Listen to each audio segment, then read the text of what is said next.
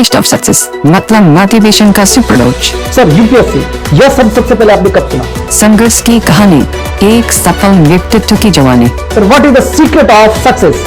जो अच्छा तछा को मिलेगा सक्सेस का डायरेक्ट डायरेक्शन। सर क्या वास्तव में स्टूडेंट की लाइफ में स्मार्टफोन को एक खतरा मानना चाहिए?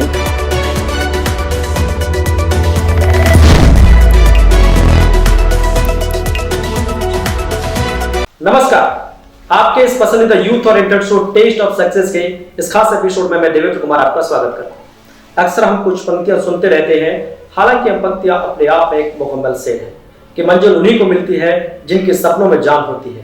पंख से कुछ नहीं होता, हौसलों से उड़ान होती है। इस शेर का हर एक शब्द यह बयां करता है कि इंसान जब दृढ़ संकल्पित हो जाए तब हर मुकाम को पाना संभव है, जबकि वही मुकाम एक आम इंसान की सोच से परे होता है।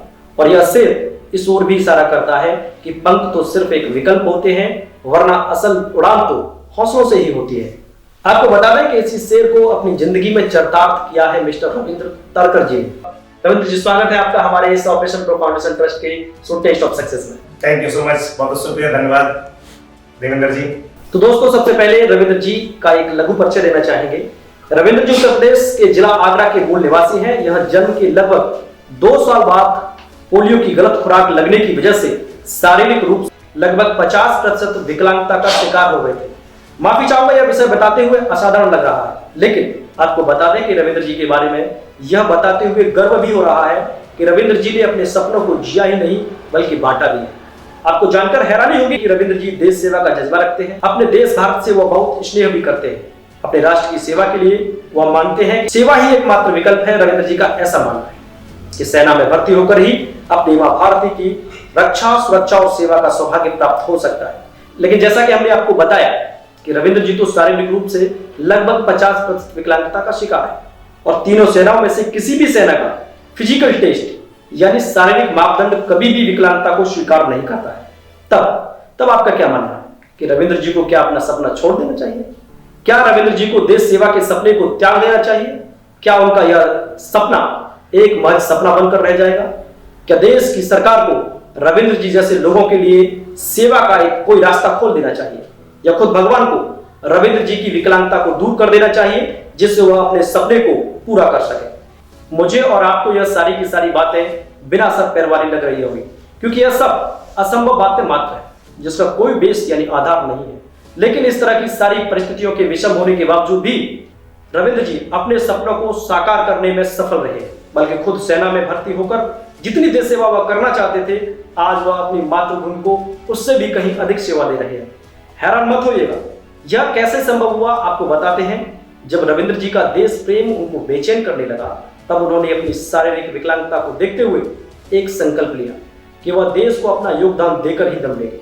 और इस संकल्प के चलते रविंद्र जी ने अपनी स्टडी को बड़ी मेहनत के साथ कंप्लीट किया और उसके बाद उन्होंने शिक्षा का क्षेत्र चुना, जिसके तहत वह गरीब, जरूरतमंद और अव्वल दर्जे के छात्रों को लगभग मुफ्त कोचिंग देने लगे। और यह कोचिंग छात्रों को इतनी पसंद आई कि रविंद्र जी की एक छोटी सी शुरुआत को छात्रों की डिमांड पर आवासीय कोचिंग में बदलना पड़ा। और आज उनकी इस कोचिंग में सेना की भर्ती से संबंधित तैयारी को प्राथमिकता दी जाती है। इनकी इस अकादमी में छात्र न सिर्फ लिखित परीक्षाओं यानी रिटन एग्जाम की तैयारी करते हैं, बल्कि फिजिकल के साथ ही अनुशासन का पाठ भी पढ़ते हैं, क्योंकि रविंद्र जी को अनुशासन बहुत पसंद है। आपको बता दें कि रविंद्र जी की इस अकादमी से अब तक लगभग 80 से भी अधिक छात्र आर्मी, एयरफोर्स के साथ ही नेवी में चयनित होकर देश सेवा कर रहे हैं। और यही तो सपना था रविंद्र जी का। लेकिन यहाँ पर सीखने वाली बात यह है कि एक इंसान नकारात्मक यानी नेगेटिव विचारों से कुछ भी हासिल नहीं कर सकता, और वही सकारात्मक यानी पॉजिटिव थॉट्स के साथ बड़ी से बड़ी सफलता को भी हासिल किया जा सकता है। इसलिए ईश्वर को कभी भी गलत नहीं ठहराना चाहिए। अगर रविंद्र जी ऐसा करते तो उनके लिए यह कहना बहुत ही आसान था कि भगवान ने उनके साथ न्याय नहीं किया। शारीरिक विकलांगता के चलते वह अपने सपनों को पूरा नहीं कर पाए। और सबसे इत्तेफाक की बात तो यह है कि हमारे लोग और हमारा समाज उनके इस बहाने को बड़ी आसानी से स्वीकार भी कर लेता और उनके प्रति सहानुभूति दिखाकर उन्हें माफ भी कर देता, क्योंकि हम सबको कहीं ना कहीं हमारी समाज, हमारे लोगों का भी भय होता है, जिसके चलते हम सपने भी देखते हैं और उनको पूरा करने का दबाव भी कहीं ना कहीं हम पर बना रहता है। लेकिन रविंद्र जी इस सब से मुक्त होने के बावजूद भी अपने सपनों की चिंगारी को अपने अंदर समेट कर एक ऐसा विस्फोट के रूप में उभरे कि जहां देश को रविंद्र के रूप में सिर्फ एक सिपाही मिलता, तो वहीं आज रविंद्र हर साल देश को ज्यादा से ज्यादा सिपाही देकर देश को अपना योगदान दे रहे हैं।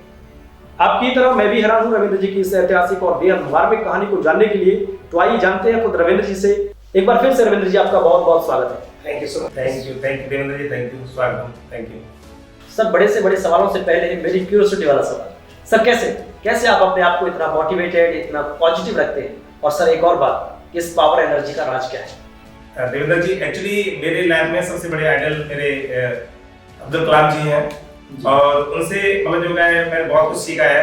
मतलब काफी परिस्थितियों से होते हुए संघर्ष करते हुए मतलब वो उन्होंने जो जीवन हासिल करा, तो मेरे लिए वही आइडल है। और अरुणा जी जो इतना दिव्यांग होने के बावजूद उन्होंने विश्व की सारी चोटियां की चढ़ाई करी। आप भी किसी चढ़ाई पर चढ़ना चाहते हैं? कुछ नहीं है सर, हम देखते हैं। सर, आगरा जैसे बड़े शहर में शिक्षा के क्षेत्र में अपार सफलता के साथ ही राष्ट्र सेवा के असंभव से सपने को पूरा करके आप कैसा महसूस करते हैं? युवाओं को सक्सेस के फल का टेस्ट बताइए जो आपने टेस्ट किया। सर आखिर कैसा है यह टेस्ट ऑफ सक्सेस? देवेंद्र जी, सफलता का जो टेस्ट है वो ऑल टाइम मधुर ही होता है, इसमें कोई राय नहीं। और मेरे लिए बात करी जाए तो ये माँ भारती का कर्ज है जिसे मैं पे कर रहा हूँ, जहाँ तक मैं समझता हूँ। और बाकी तो ये एक जर्नी है जिसको मैं एंजॉय कर रहा हूँ सर। सर, मैं आपको एक बार फिर से बताना चाहता हूं कि ऑपरेशन प्रो फाउंडेशन ट्रस्ट का यह एक यूथ मोटिवेशनल बेस्ड शो है। तो सर, जैसा कि इस शो का एक रूटीन क्वेश्चन ड्राफ्ट है और सर यह मेरी जिम्मेदारी भी है कि मुझे यह सक्सेस स्टोरी आपके चाइल्डहुड से शुरू करनी चाहिए। सर, आप अपने बचपन का माहौल हमारे साथ शेयर करें कि आपका जो बचपन की प्राइमरी एजुकेशन की पृष्ठभूमि जो है वो गांव के प्राइवेट स्कूल से रही या अपने सरकारी स्कूल से अपनी प्राइमरी एजुकेशन को पूरा किया? Sir please share. सर, मेरी शुरुआती शिक्षा मेरे गांव के पास में एक राधेश्याम गुरु जी हैं जो बहुत ही अच्छे हैं, बहुत अच्छे मतलब जगह पढ़ाते हैं। और शुरुआत में मैंने उन्हीं से जो है शिक्षा ग्रहण करी। उसके बाद मैं 4th क्लास में 94 आई थिंक सो, और फिर शमशाद में आया हुआ। मतलब आपकी कुछ ऐसे इंग्लिश मीडियम स्कूल से या कोई ऐसी स्पेसिफिक? हाँ, वो सरस्वती ज्ञान मंदिर स्कूल था, बहुत ही ज्यादा अच्छा सांस्कृतिक और मतलब वो बहुत अच्छा स्कूल था। वहाँ पे ग्रामीण प्रदेश में थी? हाँ, बराबर ग्रामीण प्रदेश है था। सर, आप अपने करियर को लेकर सबसे निर्णायक और करियर ओरिएंटेड डिसीजन आपने कब लिया? मतलब आपका वह ऐतिहासिक फैसला जिसमें आपको इस क्षेत्र में अपना करियर बनाना चाहिए और इस क्षेत्र को छोड़ देना चाहिए, ऐसा निर्णायक फैसला आपने कब और किस आधार पर लिया? और तब आपकी क्लास और उम्र क्या रही होगी सर, प्लीज? देखो सर, मैं उस समय कक्षा 5 में पढ़ता था, तो हम गांव में थे। तो एक्चुअली उस दिन एक दिन क्या रहा कि मेरे गांव में एक अंकल जी थे जो फौजी थे। तो वो जब छुट्टी पर आए तो उस दिन मतलब आई थिंक सो वो मतलब पूरी ड्रेस में थे। तो उनकी ड्रेस को देख करके आर्मी की ड्रेस थी और मैं बहुत ही प्रभावित हुआ, मुझे बहुत अच्छा लगा। बट ना मैं उसमें इतना जानता भी नहीं था मतलब मैं इसके एबल हूँ कि नहीं। मतलब मेरे को ना उस वर्दी से बहुत लगा हो गया। मतलब आपको बेसिक्स नॉलेज है? हाँ, ऑफ कोर्स सर, मेरे को नहीं मालूम था कि मैं एक्चुअली मेरे साथ क्या है, मतलब मैं इसके लिए अवेलेबल हूँ कि नहीं हूँ, नो मैटर। मेरे को ना वो वर्दी बहुत ज्यादा प्रभावित कर रही और मेरे को बहुत अच्छा लगा। बट बाद में मेरे को रियलाइज हुआ कि ये तो मेरे लिए बराबर मेरे लिए ही नहीं है। बट ओवरऑल मैंने अच्छी से। आपको कैसा महसूस हुआ? सर, बहुत अच्छा नहीं लग रहा था और तुम समझ सकते हो। बट बाकी क्या हुआ कि फिर मैंने अपनी स्टडी को कंटिन्यू रखा और धीमे धीमे ये वाला जुनून और ये मतलब जो मेरा सपना था कहीं ना कहीं मेरे अंदर मतलब था। तो इन द एंड कहीं ना कहीं इसकी सेवा करनी। हाँ सर, बस वो बच्चों की मेहनत के थ्रू और मैं एक जरिया रहा और ये सब सफल हो पाया। रविंद्र जी, जब आपका पहली बार इस बात से सामना हुआ कि आप शारीरिक विकलांगता की वजह से आप सेना में नहीं जा सकते, तब आपको एकदम से कैसा महसूस हुआ, प्लीज से? बिल्कुल देवेंद्र जी, इसमें कोई राय नहीं। एक्चुअली जब मैं जैसा कि बता चुका हूँ आपको, वर्दी देखने के बाद मेरे अंदर एक सपना तो बना ही था। बट ना जैसे जैसे मैं बड़ा हुआ और मेरे को कहीं ना कहीं जब मैं पढ़ा, इधर जब जानकारी हुई तो मालूम पड़ा कि एक्चुअली मैं तो इसके लिए अवेल नहीं हूँ और इस मापदंड में नहीं आता हूँ, मैं तो विकलांग हूँ। तो मुझे उस समय बहुत दुख हुआ सर और मेरे लिए बहुत बेकार समय था। काफी दिनों तक मैं अपने आप को डिप्रेस्ड भी रहा। बट उस दौर से मुझे लगा कि बस एक ही शिक्षा है जो कहीं ना कहीं इस दौर से ऊपर निकाल के ला सकती है। तो उस तहत मैं जुड़ा रहा और बाकी ये सब मेरे साथ रहा। फिर आपको जब ये पता चल गया कि अभी ये कुछ हो नहीं सकता है सर से, तो अब नेगेटिव नहीं हुई? नेगेटिव नहीं हुआ। मुझे लगा कि कहीं ना कहीं ये शिक्षा ही है। एक्चुअली कहीं ना कहीं मालूम था कि शिक्षा के थ्रू ही कोई बहुत कुछ हासिल कराया सकता है। तो फिर मैंने शिक्षा को आपको लगा कि नेगेटिव होने के लिए समय नहीं है, बराबर अभी जरूरत से ज्यादा मेहनत करने की। ऑफकोर्स सर, एक टाइम का था जब मैं बिल्कुल ब्लैंक हो गया था, मतलब पूरी तरह से टूट गया था, कहने का अर्थ ये है। बराबर मेरी शिक्षा सब कुछ मुझसे दूर हो चुकी थी, मतलब मैं बहुत ही अलग टाइप का हो गया था। अच्छा, आप नकारात्मक तकलीफ बिल्कुल ऑफकोर्स सर, एक से लेकर 2 साल एक्चुअली उसमें हुआ भी एक था। जैसे मैं 10th क्लास में था तो अंडर 10 मेरा ऑपरेशन हुआ था, तो मैं एक्चुअली रेगुलर क्लास नहीं कर पाया, तो उस दौरान मैं 10th फेल भी हुआ था। तो वो वाला समय मेरे लिए बहुत ही ब्लैंक टाइम था और बहुत ही गंदा समय था। वहां पर मैं पूरी तरह से मतलब लगा कि मैं डेस्ट्रॉयड हो चुका हूँ। पर ना कहीं ना कहीं फिर मेरे को लगा कि एजुकेशन एक ऐसा जरिया है जिससे मैं अपना आपको बहुत अच्छा कर सकता हूँ। यानी आपने नकारात्मकता का भी सामना किया।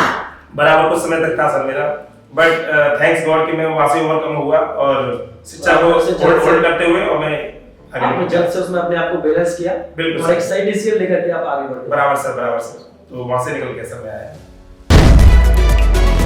सेना नहीं तो शिक्षा, मतलब आप खुद सेना में भर्ती नहीं हो सकते तो आपने अपने राष्ट्र के सैनिक तैयार कर भारत माता को अपना योगदान देने लगे। यह सुझाव आपके दिमाग में कैसे आया कि सेना नहीं तो शिक्षा के रास्ते ही सही, पर देश पर बोझ नहीं बनना? बिल्कुल सर, इसमें गुजरा नहीं, देश का बोझ तो हम कभी उतार नहीं पाएंगे। मुझे मैं कितना भी कर पाऊँ या हम कितना भी कर पाए, देश का कर्ज तो हम शायद ही नहीं कर सकते, बट हम उसमें कुछ योगदान भी कर सकते हैं। ये भी बहुत ही मतलब ये भी कुछ कहीं ना कहीं तक ठीक है। तो उस तहत मेरे जीजाजी है जो प्रियंका सर कर्नल है, तो आपके जीजाजी फौज में कर रहे हैं। बराबर सर, तो मैं वहां रहता था दीदी के यहाँ पे, तो जब उनका ये सब तौर तरीका देखा, जब वो एनडीए की तैयारी कर रहे थे, वहां से जब वापस आए तो वो सब हमें ये सब बताते थे, ये कहानी वाली। तो मैं उस कहानी को सुनकर के बड़ा भावुक होता था और लगता था कि नहीं आप कुछ तो बनता है। तो इसी तरह फिर मैं पढ़ाई रहा था ना, तो वहां पढ़ाने पर ही उसी टाइम से मेरे बच्चों को थोड़ा सा डिफेंस को लेकर के और सारी चीजें बताना और उनको बढ़ाना स्टार्ट करा, और इसी का फल था कि मैं आपने जब कोचिंग शुरुआत की उसकी शुरुआत लगभग अभी आपको कितना समय उसमें? सर एक्चुअली मेरा जो पढ़ाने का सीन था वो तो 2003 से था। उसके बाद में 2007 से हमने स्कूल भी ओपन करा गांव में। अच्छा, स्कूल भी आप चला? बिल्कुल सर, जो गांव में स्कूल चलाया था तो देहाती क्षेत्र में स्कूल चला, बट अब मेरे को लगा ये सफिशिएंट नहीं है और कुछ अच्छा करना है, अच्छा से करना है। उसके बाद में फिर 2013 में यहाँ आगरा एलएस एकेडमी हमने ओपन करी, और स्कूल हमारा एलएस एकेडमी पब्लिक स्कूल था। फिर हमने एकेडमी ओपन करी जो स्पेशली डिफेंस को लेकर के थी 2013 से आपने। बराबर सर, तो अभी हम लोग लगभग 2024 में बैठे हुए हैं और ये लगभग एक 20 वर्ष का एक लंबा सर बराबर ये लगभग 21-20 वर्ष की तरफ जा रहे हैं। तो काफी कह सकते हैं कि सर आपका ये पूरा आपने जिस फील्ड को चुन लिया उसमें हटे नहीं आप कीजिए, सब बड़ी बात है। वो सब मेरी अब क्या है, अब मेरी आदत बन चुकी है, इसमें गुजरा नहीं है। अब तो प्रारंभिक हैबिट में बराबर सर मेरी शिक्षा ही देनी है, उसके अलावा कुछ नहीं करना। बराबर सर, श्योर सर, यही सब कुछ है। रविंद्र जी, आपके मार्गदर्शन और कोचिंग से अब तक कितने छात्र सेना में चयनित हो चुके हैं? फिर चाहे वो तीनों सेना में से किसी भी सेना में चयनित कर हुए हो, जैसे भले वो आर्मी में हो या जरूरी नहीं कि वो सेना में, बल्कि सेना से रिलेटेड जो रक्षा से रिलेटेड जो हमारी डिफेंसिंग है उससे रिलेटेड आपने कितने लोगों को अभी तक चयनित कर चुके हैं? रविंद्र जी, लगभग इस समय तक 80 से प्लस स्टूडेंट्स जो आगे विभिन्न क्षेत्रों में जा चुके हैं। आपने लगभग 20 वर्ष की मेहनत में 80 से ज्यादा, बिल्कुल सर, बिल्कुल 80 से ज्यादा छात्रों को सेना में भेज दिया है। विभिन्न क्षेत्रों में भेजा, जहाँ तक के एनडीए से सीडीएस से कुछ बच्चे एक बहुत बड़ी लेफ्टिनेंट तक आपके छात्र हैं, लेफ्टिनेंट तक। बिल्कुल सर, बिल्कुल। ये सर एक बहुत बड़े देश को आप कर्ज अदा कर रहे हैं। नहीं सर, बच्चों की मेहनत होती है, बाकी तो आप सबका प्यार इसलिए है सर। हम तो एक जरिया है, अच्छा लगता है कि आप जैसे लोगों के थ्रू जब इतना प्यार सम्मान मिलता है। देश को कोई कुछ अदा कर रहा होता है तो वो कब तक देश से छिपेगा? वो कुछ नहीं सर, वो जो है वो तो अच्छा है, अच्छा लगता है सर, बाकी बच्चों की मेहनत होती है। रविंद्र जी, कितने और छात्रों को देश सेवा में चयनित करने का लक्ष्य है? मतलब कोई लक्ष्य बना रखा है कि आप लोगों इतनी इस संख्या में छात्र देश को देंगे? सर ऐसा कुछ भी आंकड़ा नहीं है, ये सब मतलब जर्नी है जिसे हम जी रहे हैं, और बाकी ऐसा फिक्स नहीं है, कोई फिक्स डिजिट तो नहीं बनाया हुआ है। देखते हैं सर कब तक मतलब हम देश को कितने और दे पाएंगे, ये तो वक्त ही बताएगा सर। ये फलसफा चलता है। बिल्कुल सर। सर आपने जैसे आप हम लोग देखते हैं कि कोचिंग जो मोस्टली है वो 1 घंटे 2 घंटे सब्जेक्ट वाइज क्लासेस देती है, लेकिन आपने तो एक आवासीय विद्यालय की तरह एक आवासीय कोचिंग की शुरुआत की है, इसका सर कोई खास उद्देश्य? सर ये कोचिंग इसलिए ओपन करी गई मतलब आवासीय के तौर पर, जैसा कि बिहार में जब रहते हैं, हम गांव से बिलोंग करते हैं, तो वहाँ पर जो क्या लोगों का अच्छी शिक्षा आने तक मतलब वो असमर्थ थे। तो इसी चीज को दिमाग में रखते हुए बच्चों ने मेरे को थोड़ा बोला और मैं मतलब आपने छात्रों से आउटपुट लिया बराबर सर, बराबर उसके हिसाब से। और जहाँ तक मैं समझता हूँ सर, जैसा कि आपने बताया कि अभी हम 1-2 घंटे के लिए हम बच्चों को जो कोचिंग देते हैं, ये मिला के पूरी तरह से बच्चों को 24 आवर मॉनिटरिंग करी जाती है। यहाँ पर बच्चों का सबसे ज्यादा हम जो क्या है उनके एटिकेट्स जो होते हैं ना, उस पर ज्यादा ध्यान देते हैं।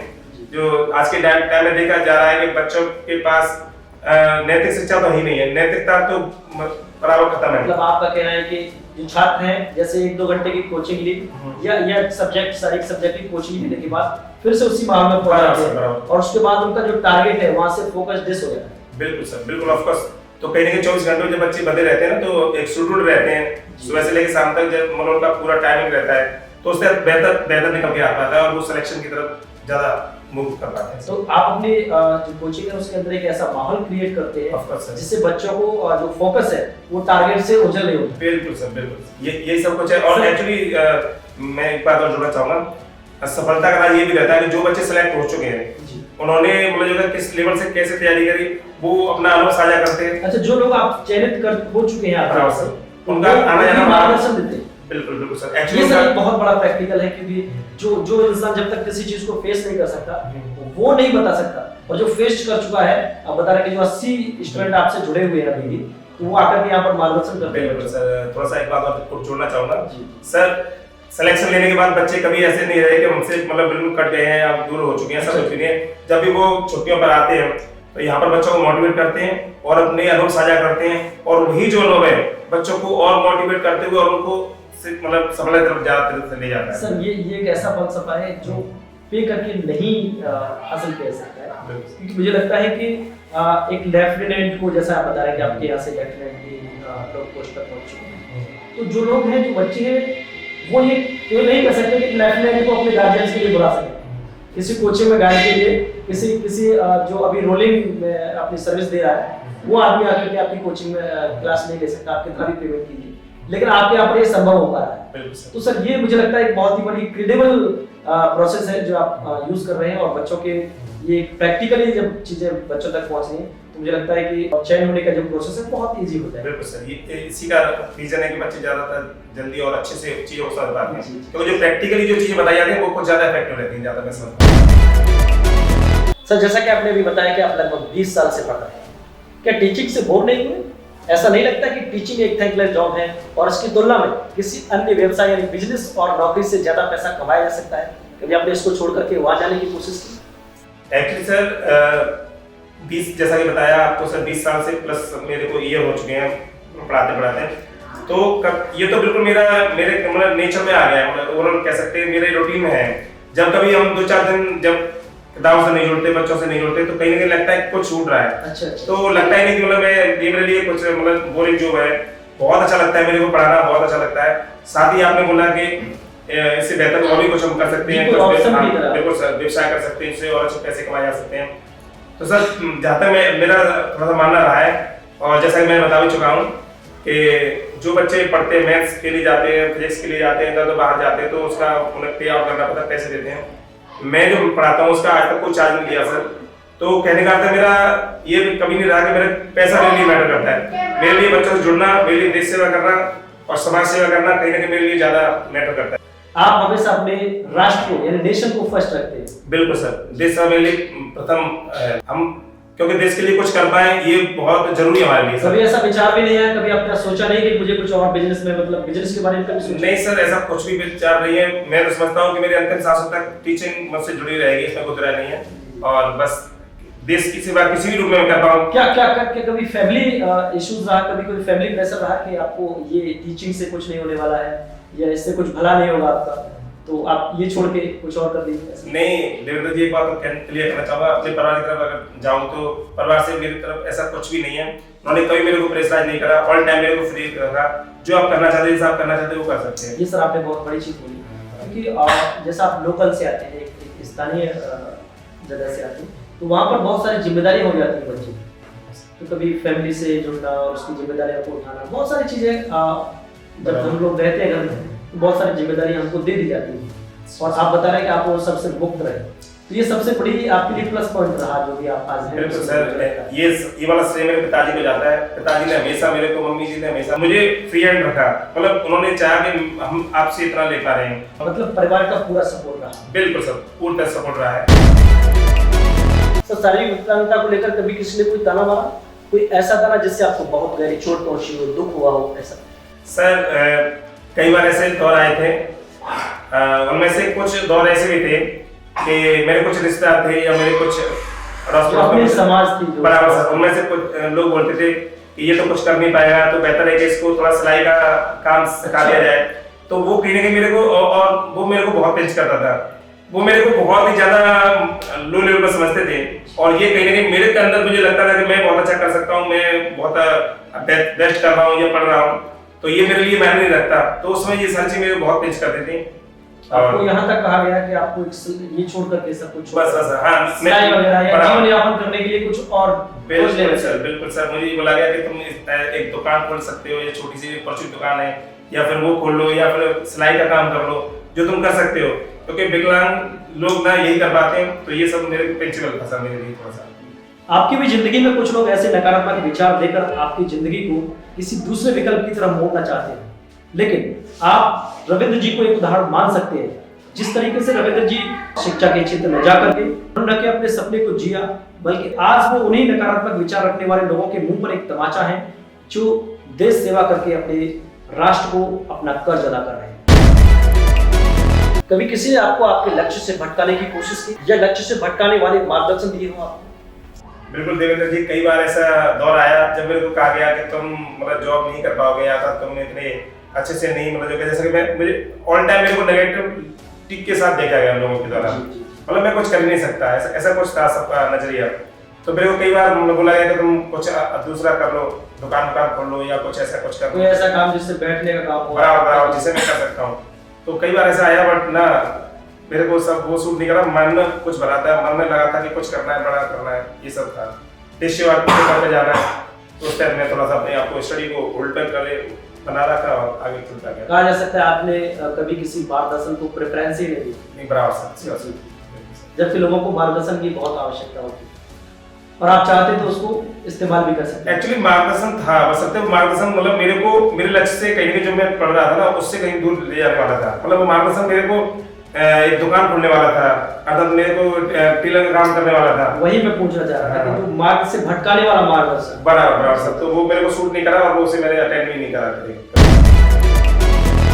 सर जहाँ तक यंग एज की बात करें तो मुझे लगता है कि यही वो एज होती है जिसमें किसी भी यंगस्टर स्टूडेंट का वह टर्म पता चलता है जिससे उसका फ्यूचर मैटर करता है। रविंद्र जी, अपनी यंग एज के बारे में कुछ बताएं। क्या आपने अपने पढ़ाकू स्टूडेंट की तरह गंभीरता के साथ पढ़ाई पूरी की थी, या पढ़ाई के दौरान किसी भटकाव की स्थिति का भी सामना करना पड़ा था? जैसा कि सर मैं अभी आपको बताया था, भटकाव तो मेरी जिंदगी में एक बार मैं बोला था कि एक टाइम के लिए तो मैं पूरी तरह डेस्ट्रॉय हो चुका था स्टडी को लेकर कंप्लीटली। उस समय तक तो मेरे को लगा कि मैं कुछ मेरे साथ क्या होने वाला है, बसंते फिर मैं अपना वो मतलब जो है रिस्टार्ट करा और फिर से मैंने पढ़ाई को मतलब होल्ड पर रखा। और बाकी तो ये था सर, जैसे आप बता रहे हैं कि मतलब भटका पा रहा तो मेरा सीन नहीं रहा आगे जो आज के युवाओं के साथ होता है, वो तो ऐसा कुछ भी नहीं रहा मेरे साथ। मैं केवल ऐसे ही जुड़ा रहा की तरफ नहीं सर, मैंने पढ़ाई को हमेशा एंजॉय करा है। अच्छा, सच बात तो ये है, बिल्कुल ऑफ कोर्स सर। भटकाव वाली स्थिति मतलब ऐसी कोई गलत आदत या फैमिली, फीस और स्टडी इश्यूज या कोई प्रेम प्रसंग भी हावी हुआ था? माफी चाहूंगा, यह थोड़ा व्यक्तिगत है, लेकिन आप खुले विचारों वाले इंसान हैं, या यंगस्टर को समझाने के लिए भी आप इस विषय पर अपनी राय रख सकते हैं। सर ऐसा तो मेरे जीवन में कभी कुछ ऐसा नहीं आया, और बाकी एडल्ट्स तो रहती ही थी कुल मिला के परिवार की स्थिति को देखते हुए, क्योंकि मैं उच्च शिक्षा नहीं ले पा रहे थे उस समय तक। हाँ, मतलब क्योंकि मैं बाहर नहीं आ पा रहा था। मेरी स्थिति ऐसी नहीं थी कि मैं कुल मिला के ट्रेवलिंग कर सकूं, मतलब आगरा जा सकूं या शमशाद जा सकूं उस टाइम पर। तो कहीं ना कहीं घर पे ही ज़्यादातर, फिर मेरा 10th के बाद की जो स्टडी रही है वो मोस्ट ऑफ द टाइम मेरा घर पे ही स्टडी घर पे ही रही है, सेल्फ स्टडी रही है। इसी का रीजन था कि मैंने अपने आप को आर्ट्स साइड से जोड़ रखा, क्योंकि साइंस आर्ट के लिए क्या होता है कि मैं फिजिक्स को, मैथ को, केमिस्ट्री पढ़ने के लिए बाहर जा रहा हूँ जो टीचर्स के अंडर में पढ़ी जा सकती है। बाकी आपकी हिस्ट्री हो गई, ज्योग्राफी हो गई, ये सारी ये ऐसी सब्जेक्ट है जिनको हम खुद से ही पढ़ सकते हैं। तो फिर मेरी ज़्यादातर स्टडी जो रही वो सेल्फ स्टडी रही, फिर मैंने सेल्फ स्टडी को ही ज़्यादा प्रेफरेंस दिया। मतलब आपने किसी तरह का डिस्टरबेंस ना हो तो उससे लेकर आपने अपना साइड ही बदल दिया, साइंस साइड की। बिल्कुल सर, बिल्कुल ये मेरा बेहतर डिसीजन था, क्योंकि मेरे को मालूम था कि मैं बाहर जाऊंगा उस वाली स्टडी के लिए, साइंस के लिए। उसमें आपको दिक्कत है बराबर सर। तो फिर मैं खुद से मतलब जो सब्जेक्ट तैयार करने लगा सर। कोई सर प्रेम प्रसंग ऐसा कुछ भी नहीं मेरे जीवन में आया, थैंक यू देवेंद्र जी, ऐसा कुछ भी नहीं मेरे जीवन में रहा, और मैं बस एक सादा सिंपल। और सर हम देखते हैं कि आजकल के यंगस्टर्स जो हैं छोटी छोटी क्लासेस से ही उस तरह की हरकतें करना शुरू कर देते हैं जो उनको बिल्कुल भी नहीं करनी चाहिए। सर मैं समझता हूँ थोड़ा समय बदल रहा है, जमाने में थोड़ा सा बदलाव आया है। उस समय मतलब थोड़ा सा अब तो घर के लोगों से बच्चे नहीं डरते, ना के पापा से डरते। उस समय हमारे टाइम पे गांव के जो बड़े बुजुर्ग थे ना, उनके सामने भी हम थोड़ा सा डरा करते थे, तो वो वाला सीन मिला के ऐसा क्रिएट हुआ। इससे सर हम एक मॉडर्न शुरुआत करें। बिल्कुल सर, जहाँ पर मुझे लगता है और आपको भी देखते ही होंगे कि जो मॉडर्न कल्चर है उसमें रिस्पेक्ट जो है वो कहीं ना कहीं बहुत ज्यादा था सर, इसमें कोई राय नहीं sir. Sir operation pro foundation trust के इस शो को ट्रस्ट की वेबसाइट, यूट्यूब चैनल और सोशल साइट्स के जरिए देश के हर कोने से लाखों युवा देखते हैं। सर कुछ युवा ऐसे परिवेश से भी होते हैं जो बेहद ही अभाव की जिंदगी जीने पर मजबूर होते हैं, जैसे गांव के पिछड़े तबके से व खेती मजदूरी व बेहद सामान्य परिवार से युवा जो किसी बड़े लक्ष्य को अचीव करना चाहते हैं, लेकिन कहीं ना कहीं उनकी पारिवारिक स्थिति या ग्रामीण परिवेश उनके इस लक्ष्य की राह में बाधा बनता है। तो ऐसे युवाओं को आप क्या मार्गदर्शन देना चाहेंगे? क्या ऐसे युवाओं को इस तरह की विषम परिस्थितियों में अपने लक्ष्य को छोड़ देना चाहिए? सर आप भी ग्रामीण और किसान परिवार से आते हैं, जिसके चलते मुझे लगता है कि आप इसमें अपने अनुभव के साथ ही एक बेहतर मार्गदर्शन भी दे पाएंगे। बिल्कुल देवेंद्र जी, इसमें कोई राय नहीं, आपने बहुत अच्छी बात कही कि उनके लिए क्या मार्गदर्शन रहेगा। तो जब तक मैं समझता हूँ कि आज के टाइम में तो काफी बदला हुआ मॉडल है, तो ऑनलाइन शिक्षा आई हुई है। तो यदि कोई सोचता है कि नहीं मैं बाहर नहीं जा पा रहा हूँ या मैं मतलब मेरे पास पैसे का अभाव है, तो मेरी नज़रों में ऐसा कुछ भी नहीं है। बहुत कम पैसों में इतनी अच्छी अच्छी कोचिंग्स, ऑल इंडिया के बेस्ट टीचर्स आपके मोबाइल के थ्रू आपके पास हैं। तो मैं समझता हूँ कि आज के टाइम में शिक्षा को अटेंड करना that are not big deal. So कोई भी लड़का ऑनलाइन के थ्रू कुछ भी हासिल कर सकता है, बड़े से बड़े एग्जाम्स निकाल सकता है। और आप देख पा रहे होंगे ऐसे एग्जाम्पल्स आप देख पा रहे होंगे कि यूपीएससी जैसा एग्जाम बहुत बड़े अच्छे एग्जाम्स मतलब ऑनलाइन थ्रू हासिल बच्चे कर रहे हैं। आपका कहना है कि अगर बच्चा किसी अभाव में है या किसी दूर दराज के क्षेत्र में रहता है, तो उसे जब शहर में या अच्छी कोचिंग लेने में दिक्कत है, भले वो फाइनेंशियल रूप से हो, लेकिन आपका कहना है उस दिक्कत को दिक्कत न मानकर अपने सपने को नहीं छोड़ना चाहिए और अपनी पढ़ाई को किसी न किसी माध्यम से, उसमें एक ऑनलाइन भी माध्यम हो सकता है, बराबर उसके थ्रू आप अपनी पढ़ाई को एंजॉय करते हुए पूरा करना चाहिए। जी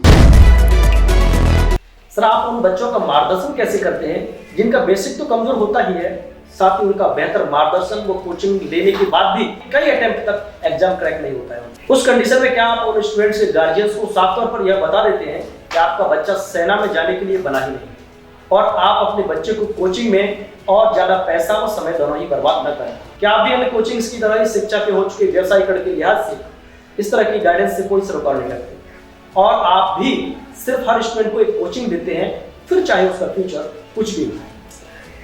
जहाँ तक मैं समझता हूँ देवेंद्र जी, इस वाले क्वेश्चन की तरफ मैं जाना चाहूँगा, तो मैं बताना चाहूँगा कि मेरे लिए स्टूडेंट्स कभी स्टूडेंट नहीं रहता, मेरे लिए हमेशा वो परिवार का सदस्य बन के रहता है।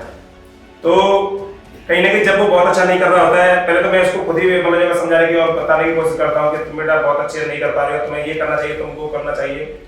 इसके बावजूद अगर वो मेरी बात को सहमत नहीं हो पा रहा है या मेरी बात को नहीं मान रहा है, तो मैं सीधे तौर पर पेरेंट्स के साथ जाता हूँ और पेरेंट्स के बराबर बोल देता हूँ कि ये कर पाएगा या नहीं कर पाएगा।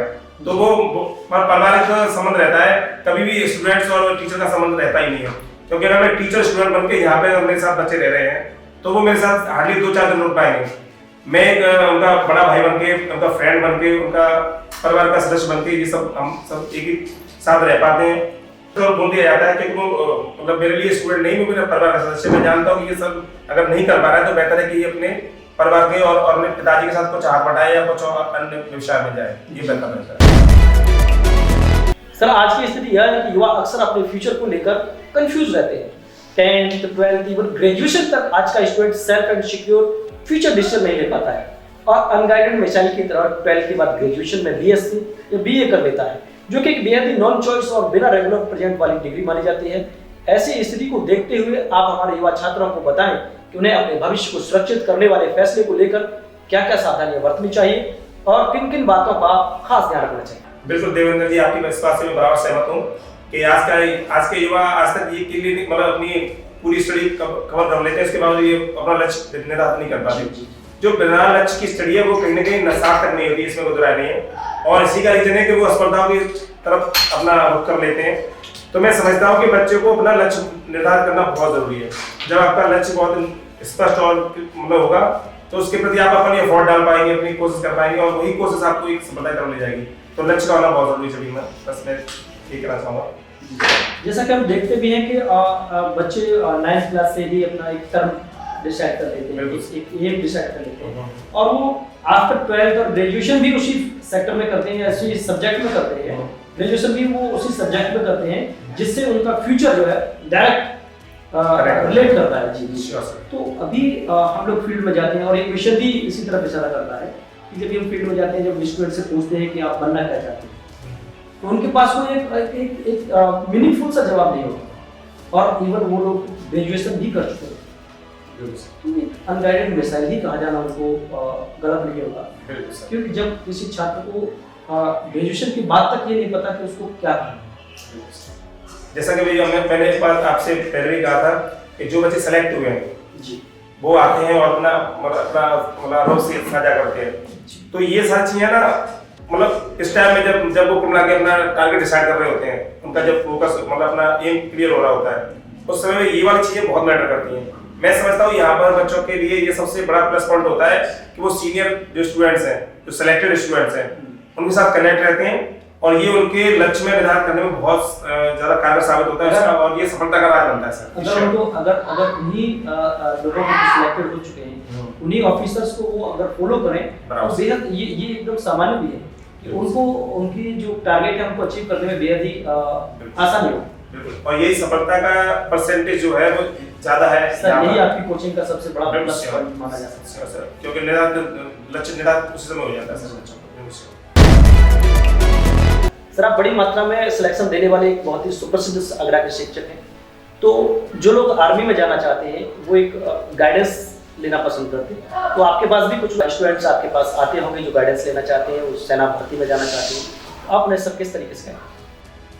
बिल्कुल जी, ये मेरे लिए थोड़ा सा शब्द बड़ा हो गया, सुप्रसिद्ध कुछ भी नहीं, मतलब मैं अपना केवल जो पढ़ाता हूँ उसको एंजॉय करता हूँ बस। सर आपके लिए ये बड़ा नहीं, आपने जो सिलेक्शंस दिए हैं वो एक बहुत ही बड़ी संख्या है सर। इसके साथ मैं बात करना चाहूँ तो बच्चे स्टडी को लेकर के तो डिस्कस करते ही हैं, साथ ही साथ जब बच्चे नेगेटिव होते हैं, जो मेरे से दूर है या मुझसे पढ़ के पहले चले गए, तो जब भी वो डिस्टर्बेंस फील करते हैं, जब भी नेगेटिव होते हैं, तो ट्रस्ट मी सर के उनके फोन आते हैं और वो मुझसे मिलने आते हैं और मुझसे बोलते हैं कि सर हम कहीं ना कहीं थोड़ा सा डिस्टर्ब हो रहे हैं, तो प्लीज हमें गाइड करिए और हमें थोड़ा सा बताइए। क्योंकि उनके साथ मैं एक परिवार का सदस्य बन के रहा हूँ, जो मेरे साथ रहे हैं, हम 1-2 साल रहे, वो जानते हैं मेरे को अच्छे से और वो मेरे साथ सारी चीजें शेयर कर लेते हैं। तो कहीं ना कहीं वो अपनी बातें शेयर करते हैं और कहीं ना कहीं उनकी समस्याओं को कहीं ना कहीं हम करने का काम करते हैं। आप उनके बारे में बता रहे हैं जो सिलेक्ट हो चुके हैं? हाँ, सिलेक्ट हो चुके हैं, ये जो मुझसे पढ़े हैं भाई, अगर वो सिलेक्ट नहीं हुए और अपने जीवन को थोड़ा सा संघर्ष करें अपने जीवन में, वहाँ से मेरे को कांटेक्ट करते हैं और बराबर मेरे टच में रहते हैं और अपना के बराबर उनका आना जाना बना रहता है। आप उनका मार्गदर्शन करते हैं और एक सकारात्मक सोच के साथ एक सही पटल पर ले जाने की कोशिश करने की सलाह देते हैं। आपका यही मार्गदर्शन सब लोगों को ये जो संख्या है उसमें इजाफा कर रहा है। सर जैसा कि हम जानते हैं कि आज का दौर एक ऐसा दौर है जहां यंग एज आते आते स्टूडेंट की लाइफ में फेसबुक, ट्विटर, इंस्टाग्राम के साथ साथ यूट्यूब और टिकटॉक जैसे सोशल मीडिया प्लेटफॉर्म्स आ चुके हैं। सर ये ऐसे प्लेटफॉर्म्स हैं जो खासकर स्टूडेंट की लाइफ में एक महत्वपूर्ण भूमिका रखते हैं, क्योंकि जब कोई स्टूडेंट एक बार फेसबुक रील्स या यूट्यूब वीडियोस और शॉर्ट्स देखना शुरू कर दे तो वह एक ऐसी दुनिया में पहुंच जाता है जहां उसका खुद पर कंट्रोल ही खत्म हो जाता है और वो तब तक इन प्लेटफॉर्म पर अपने आप को बिजी रखते हैं जब तक उनके रिचार्ज का डाटा खत्म नहीं हो जाता। सर क्या इसे हम इनडायरेक्टली डार्क फ्यूचर की शुरुआत नहीं कर सकते? जिस एज में एक स्टूडेंट के ऊपर बड़ी बड़ी क्लासेस के हैवी सिलेबस को कंप्लीट करने की जिम्मेदारी होती है, तब हमारे देश का युवा उन्हीं प्लेटफॉर्म पर अपने लाइक, सब्सक्राइबर्स और फॉलोअर्स को हैवी करने के लिए प्रतिपल नए जतन करते रहते हैं। सर सवाल यह है कि क्या हमें इस डिजिटलाइजेशन को यूथ लाइफ के लिए एक खतरा मानना चाहिए? बिल्कुल देवेंद्र जी, आज के समय का ये सबसे बड़ा मतलब कह सकते हैं कि युवाओं को पीछे धकेलने का सबसे अहम योगदान है इसमें सोशल मीडिया का। सोशल मीडिया मेरी नज़रों में एक स्टूडेंट के लिए बिल्कुल ही एक धीमा जहर है, और जिसे बच्चे बहुत ज़्यादा आसानी से उसे ग्रहण करते जा रहे हैं। उन्हें ये तक फील नहीं आ रहा कि ये वास्तव में हमारी असफलता का ये मुख्य कारण है, या हमारे जीवन को बर्बाद करने वाला यही मुख्य कारण है। क्योंकि जो 5 साल जो हम युवा होते हैं, जब चीज़ों को बहुत ज़्यादा अच्छे से होल्ड करने जाते हैं, उसी समय हम योगा इन्हें एक्सप्लोर कर रहे होते हैं। तो मेरी नज़रों में ये सोशल मीडिया या इवन मोबाइल है, वो एक धीमा जहर है और एक नंगी तलवार है एक स्टूडेंट के लिए, जो खुद से ही जैसे चला रहा है वो और खुद ही उसको घायल होने वाला है। जी सर, यहाँ पर सवाल में भी हमने ये रखा है कि जिस एज में या जिस क्लासेस में बच्चों के पास एक हैवी सिलेबस को कंप्लीट करने का जो प्रेशर रहता है, उसे छोड़ करके वही स्टूडेंट्स अपने सब्सक्राइबर, यूट्यूब पर लाइक, सब्सक्राइबर्स, ये सबको हैवी करने के लिए लगे रहते हैं। तो ये कहीं ना कहीं उनके समय को तो बर्बाद करता ही है, साथ ही साथ उनके जो माइंड प्रेशर्स है उनको भी, जब तक वो ये सब करते रहते हैं उनको इंजर होता है, लेकिन जब अपने टारगेट को अचीव नहीं कर पाते तो कहीं ना कहीं वो नकारात्मकता का शिकार हो जाते हैं। सर, हालांकि इस बात को भी नकारा नहीं जा सकता है कि इसी डिजिटलाइजेशन का एक पहलू यह भी है कि हजारों स्टूडेंट आज गूगल और यूट्यूब को एक एजुकेशन टूल की तरह इस्तेमाल कर रहे हैं और इन्हीं प्लेटफॉर्म को अपना हथियार बनाकर यूपीएससी जैसे एग्जाम्स को क्रैक करने का कीर्तिमान रच रहे हैं। सवाल का मुद्दा अभी भी वही है कि आज डिजिटलाइजेशन यूथ के करियर को सीधे तौर पर प्रभावित कर रहा है, इसे लेकर आप क्या सोचते हैं? बराबर सर, जैसा कि मैंने बताया कि मैं मोबाइल की उपयोगिता में बराबर सहमत हूँ, बशर्ते सही तरीके से यूज करना दैट्स वेरी इंपॉर्टेंट। तो कभी बार क्या होता है कि मोबाइल मेरी नजरों में एक युवा के लिए एक नंगी तलवार है, जिसे चलाना मतलब उसके लाभ के लिए वो चलाई जा रही है। मतलब जैसे नंगी तलवार व्यक्ति को मिला के प्रोटेक्शन के लिए जब हम चलाते थे प्राचीन काल में, आज के समय में मतलब एक मोबाइल हमारे लिए एक नंगी तलवार है, बशर्ते उसको अगर हम गलत तरीके से यूज करेंगे तो सबसे पहले वो घायल हमें करने वाली है। तो इसी तरह मतलब मैं समझता हूँ मोबाइल को अगर आप सही यूज नहीं करोगे तो सबसे पहले वो आपके करियर को बर्बाद करने वाला है। तो मेरा अर्थ ये है कि सोशल मीडिया तो देर नो डाउट है ही है, मिला के ये युवा के लिए तो बराबर, स्टूडेंट के लिए तो बिल्कुल नहीं बेकार नहीं, वो भी कह रहे हैं फोन से ही हैंडल होती है और यहाँ पर फोन का विशेष यूज करना दैट्स वेरी इंपॉर्टेंट। बहुत सारे न्यूज़ में आता भी रहता है और आप भी देखते हैं, जबकि सरकार भी मोबाइल बच्चों को दे रही है और उन्हीं छात्रों में से बहुत सारे छात्र ऐसे होते हैं जो उसी मोबाइल से, आप देखते हैं यूट्यूब पर आपने भी जिक्र किया कि यूट्यूब पर ऑनलाइन क्लासेस लेते हैं, तो ठीक उसी तरीके से उसी यूट्यूब का, उसी फेसबुक का, उसी इंस्टाग्राम का और उसी मोबाइल का यूज करके छात्र एक एजुकेशन टूल की तरह इस्तेमाल कर रहे हैं और उसी से यूपीएससी जैसे एग्जाम्स को स्टूडेंट क्रैक कर चुके हैं। तो मोबाइल को यूज करना बस मेरा बहुत बड़ा डिसीजन होता है बच्चे का, क्योंकि जब एक बार वो सोशल मीडिया की या फिर उस तरीके की चीजों में चला जाता है जहाँ उसका दिमाग जो है ज्यादा इंटरनेटली काम सर, जिंदगी का ऐसा डिसीजन जो गलत साबित हुआ हो जिसकी वजह से आप बहुत टेंशन हुए? क्रिकेट की तरफ मेरे को बहुत ज़्यादा शौक था, तो मैं क्रिकेट की तरफ गया। तो विकलांग क्रिकेट टीम जो होती है, मैं आगरा मंडल टीम तक खेला हुआ था। तो कहीं ना कहीं सर मतलब जब मैं क्रिकेट खेलता तो कहीं ना कहीं मैं देश का कर्जदार रहता और वो मेरा व्यक्तिगत मतलब जो मेरा लाभ हो सकता था शायद भाई। और जो मैं शिक्षा के थ्रू और जब सैनिक बनाने के थ्रू जब मैं रहा तो ये साथ मैं देश सेवा कर पाया। अगर मैं वो उधर चला जाता तो मेरा शायद वो गलत डिसीजन हो सकता था, तो इसीलिए मैंने उसे क्विट करा। क्या आप उसे गलत डिसीजन मानते हैं? हाँ, ऑफ कोर्स बराबर। नहीं, क्यों? क्योंकि आप हर कोई देश में बहुत सारे बच्चे हैं या क्रिकेटर हैं जो क्रिकेट खेलते हैं, उसमें क्या गलत डिसीजन? सर मुझे लगा कि मैं शायद वो मेरा व्यक्तिगत लाभ हो सकता था शायद उसमें, मैं व्यक्तिगत खेलता तो मेरा व्यक्तिगत लाभ होता था, पर यहाँ पर मैं देश सेवा कर पा रहा हूँ। मेरे थ्रू अगर जो क्या या मैं एक चर्या हूँ मतलब किसी को सैनिक बनाने के प्रति, तो वो मतलब आप अपने राष्ट्र के कर्जदार रह जाते हैं। आप अप्रत्यक्ष रूप से ये बोलना चाह रहे हैं? हाँ, ऑफ कोर्स सर, आपकी बातों से समझ रहे हैं। बराबर सर, यही सी कि आप अगर क्रिकेट पे जाते हैं तो वो आपका व्यक्तिगतता की तरफ आपका लाभ पहुंचा सकता है। बिल्कुल सर, बिल्कुल। और वो मैं जिसका कर्जदार रह जाता था वो मैं नहीं चाहता था। ऐसी कोई सिचुएशन जिसमें आपको खुद पर गर्व हुआ? बिल्कुल सर, जब हमने शुरुआत जब करी कोचिंग की और वहाँ पर मेरे छात्र जब सेलेक्ट हुए तो सेलेक्ट होने के बाद वो मेरे लिए बहुत अच्छा पल था, बहुत गर्वशाली पल था। साथ ही साथ जब उनके घर वालों ने मुझे घर पर बुलाया, वहाँ पर प्रोग्राम करा और उस प्रोग्राम में मेरे को थोड़ा सा आज के दौर में जैसे समाज में जैसे सम्मान करते हैं ना, तो पगड़ी पहना करके और इस तरह का सम्मान जब दिया तो वो मेरे लिए सबसे बेस्ट था सर। किसी के परिवार उन्होंने इस जीवन बोली भी थी कि आपने हमारे परिवार में एक उजाले की तरह असल आपने काम किया, तो ये मेरे लिए बहुत अच्छा पल था और बहुत गर्व वाला पल था। आपने जो पहला चयन दिया देश बिल्कुल को, सर। उस वो मूवमेंट जो था वो आपके लिए बहुत ही प्राउड फील करने sure sure sure sure sir. Share बाजार की तरह आपकी जिंदगी में कुछ ऐसे उतार चढ़ाव जिससे आज के युवाओं को कुछ सीख मिल सके सर? ऑफकोर्स सर, मेरे जिंदगी में उतार चढ़ाव भी रहे। मैं 10th क्लास में जब फेल हो गया था उस समय, तो वो समय मेरे लिए बैकवर्ड पे जाने वाला था, बट कहीं ना कहीं वहां से फिर मैंने अपने आप को ग्रो करा और वहां से अपने आप को मतलब करते हुए अपने आप को सफलता की तरफ फिर से आया और अपनी स्टडी को फिर से होल्ड करा। तो ये मेरी जिंदगी में थोड़ा सा उतार चढ़ाव आए थे, पर उसको मैं बरकरार करा और मैंने आप कहना चाह रहे हैं कि आपने कभी-कभी आपको एजुकेशन से गैप भी लेना पड़ा? बिल्कुल सर, श्योर। मेरे छोड़ना भी पड़ा है कह सकते हैं। हाँ सर, बराबर सर। और आपने फिर से शुरू किया और फिर से आपको लगा कि मुझे ये सपना पूरा करना है, हाँ तो आपने फिर से अडॉप्ट किया और फिर से शुरुआत की और श्योर सर।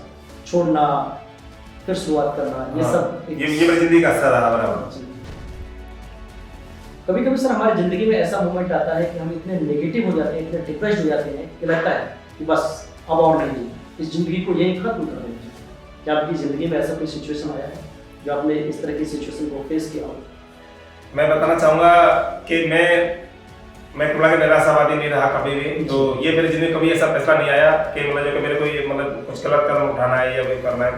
मतलब लगा कि नहीं यार, मैं ऐसा कुछ भी नहीं हो सकता हमारी जिंदगी में, हम अच्छा कर सकते हैं। तो इस टाइप का मेरे दिमाग में कभी विचार नहीं आया कि मेरे को ये नेगेटिविटी वाला कभी विचार दिया कि गलत कदम मैं उठा पाऊं, ऐसा कुछ भी नहीं लगा। मतलब आप एक ऑप्टिमिस्टिक हैं, बिल्कुल सर, बिल्कुल श्योर सर। नकारात्मकता में भी सकारात्मकता बिल्कुल सर, मैं समझता हूं कि अभी तो मेरी शुरुआत मैं तो इसको अपनी शुरुआत समझता हूं, अभी तो मुझे ज्यादा लगता है सर, ये बहुत आगे तक जाना है। Sir now we will start a fast track round question. Sir इस राउंड के सभी सवालों के जवाब आपको बिना समय गवाए सिर्फ एक वर्ड में देने हैं। सर स्टूडेंट का सबसे बेस्ट फ्रेंड क्या हो सकता है? बुक्स। या सर स्टूडेंट का दुश्मन क्या होता है?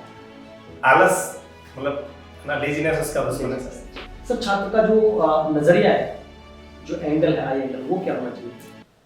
आशावादी। एक अच्छे छात्र की सर पहचान क्या हो सकती है? डिसिप्लिन। छात्रों का एक बेहतरीन टूल किट क्या हो सकता है? Strong schedule sir. एक आदर्श स्टूडेंट को कैसा होना चाहिए? आशावादी। स्टूडेंट को छात्र जीवन में क्या नहीं छोड़ना चाहिए? लक्ष्य। स्टूडेंट को सर हमेशा क्या रखना चाहिए? धैर्य। एक आइडियल स्टूडेंट का सबसे महत्वपूर्ण गुण क्या हो सकता है? पंक्चुअलिटी। स्टूडेंट को अपनी लाइफ में सबसे ज्यादा प्रेफरेंस किसकी बात को देना चाहिए? माता पिता। सर इस पूरे शो के दौरान हमने आपके अंदर देशभक्ति और राष्ट्र प्रेम का वह सैलाब देखा जिसको शब्दों में बयां कर पाना मुश्किल ही नहीं, नामुमकिन है। ऑपरेशन प्रो फाउंडेशन ट्रस्ट आपके इस जज्बे को, राष्ट्र प्रेम को सलाम करता है और ट्रस्ट राष्ट्र को यह संदेश भी देना चाहता है कि हर देशवासी के अंदर अगर आपके जैसा जुनून और जज्बा और देश के प्रति समर्पण भाव की जिम्मेदारी हो, तब न सिर्फ भारत बल्कि कोई भी खंडर से खंडर देश भी स्वर्ग बन सकता है। एक बार फिर से सर ग्रैंड सैल्यूट। और इस बेहतरीन कार्यक्रम के अंत में जाते जाते हम चाहेंगे कि कुछ लाइन्स या कोई संदेश, देशभक्ति गीत आप अगर गाना चाहें सर प्लीज। जहाँ तक मैं समझता हूँ, हर व्यक्ति को जिस प्रकार से अपने बच्चों की जो केयर करता है, अपने बच्चों के प्रति समर्पित होता है, उसी प्रकार से देश के प्रति समर्पित होना हर व्यक्ति का बनता है। हम अपने देश के कर्जदार हैं, तो कहीं ना कहीं हमें उस कर्ज को किसी न किसी रूप में इस कर्ज को उतारने की कोशिश करनी चाहिए। मेरी कोशिश अभी जारी है और मैं कर पा रहा हूँ। इसी चीज को ध्यान में रखते हुए मैंने अपना छोटा भाई जो है, उसका भी सपना मतलब देश सेवा था और वो एनडी की तैयारी उसने करी, सीडीएस का एग्जामिनेशन निकाला, एसएसबी को क्लियर नहीं कर पाया, बट वो कहीं ना कहीं वो बहुत अंदर में एक सपना था उसके, तो कहीं ना कहीं किसी न किसी रूप में वो एक रक्षा मंत्रालय के तौर पर जब वो आज जॉब कर रहा है तो वो साकार हो पाया है और ये बहुत अच्छा पल है। तो मैं सबसे यही गुजारिश और रिक्वेस्ट करना चाहूंगा, आप भी देश सेवा के लिए कुछ न कुछ किसी प्रकार से समाज सेवा और देश सेवा हो पाए, मानव सेवा हो पाए, उसके लिए प्रयासरत रहे और मेरा ये प्रयास जारी है। देखते हैं समय और आप सबका प्यार स्नेह कहाँ तक ले पहुंचता है। और सर ने बताया कि मैं थोड़ा सा देशभक्ति गीत भी थोड़ा सा गुनगुना। जी सर बिल्कुल। तो श्योर सर, देवेंद्र जी। सारे जहां से अच्छा हिंदुस्ता हमारा हमारा, सारे जहां से अच्छा। जय हिंद, जय भारत। सर सबसे आखिरी सवाल, आप ऑपरेशन प्रो फाउंडेशन ट्रस्ट के बारे में क्या सोचते हैं? बिल्कुल सर, इस ट्रस्ट को लेकर के मैं बहुत ही ज़्यादा प्रभावित हूँ और बहुत ही ज़्यादा अच्छा महसूस करता हूँ इस ट्रस्ट को लेकर के। एक्चुअली जैसा कि मैंने सुना और देखा है, और मैं इस ट्रस्ट की तरफ मतलब जब मैंने पूरी जानकारी ली तो मुझे मालूम पड़ा कि ये ट्रस्ट पूरी तरह से शिक्षा को स्प्रेड कर रहा है पूरी तरह से समाज में, और काउ सेविंग जो है और एंटी करप्शन जो देश की कहीं की बहुत इस समय की बहुत बड़ी जरूरत है, और देश सेवा के तौर पर ये ट्रस्ट जो काम कर रहा है ये मेरे लिए बहुत अच्छा, मतलब मुझे बहुत अच्छा लगता है आपका ये कार्य। इसके लिए मैं आपका बहुत आभारी हूँ और बहुत सैल्यूट करता हूँ। Thank you so much sir. Ravindra ji कहना चाह रहे थे कि operation pro foundation trust education and sport activities, save cows और एंटी करप्शन जैसे विजन के साथ काम कर रहा है, और इसके बारे में अधिक जानकारी के लिए आप ट्रस्ट की वेबसाइट भी विजिट कर सकते हैं।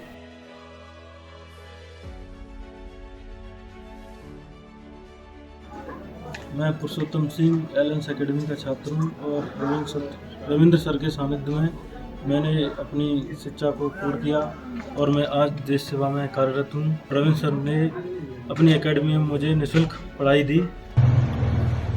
Hello everyone, I am Chandu Tomar. I am serving Indian Air Force last 6 years. I am the part of Allen's Academy, and sir gave me free classes and physical classes also. And by the grace of the Ravind sir, I am here this placement. और मैं जयराम सिंह आगरा से belong करता हूँ। पिछले 5 साल से भारतीय नौसेना में जॉब कर रहा हूँ, और यहाँ तक पहुँचने के लिए रविंद्र सर का पूरा साथ रहा था। का मेरा टाइम टेबल सर ने ही खुद बनाया था। दर्शकनामा में हम उम्मीद करते हैं कि आप रविंद्र जी की जिंदगी व उनके द्वारा साझा किए गए उनके व्यक्तिगत अनुभवों से आप मोटिवेट तो निश्चित रूप से हुए ही होंगे। साथ ही आपने यह भी महसूस किया होगा कि इंसान यदि ठान ले तो उसके सपनों को हौसलों के पंख खुद ब खुद लगाने ही पड़ते हैं। स्टूडेंट लाइफलाइन में आज नेल्सन मंडेला जी की गोल्डन लाइन्स है। नेल्सन मंडेला जी का कहना है कि शिक्षा सबसे शक्तिशाली हथियार है जिसे आप अपनी दुनिया को बदलने के लिए उपयोग कर सकते हैं। उम्मीद है हर छात्र को इस शो के जरिए कुछ न कुछ सीखने को जरूर मिला होगा। अगर आप इस शो के माध्यम से अपने छात्र जीवन में एक छोटा सा भी सकारात्मक बदलाव ला सके तो ऑपरेशन प्रो फाउंडेशन ट्रस्ट का यह test of success show mission लगभग 1 स्टेप अचीवमेंट गेन करेगा। देखते रहिए ऑपरेशन प्रो फाउंडेशन ट्रस्ट का शो टेस्ट ऑफ सक्सेस। मिलते हैं अगले एपिसोड में, तब तक के लिए तहे दिल से शुक्रिया।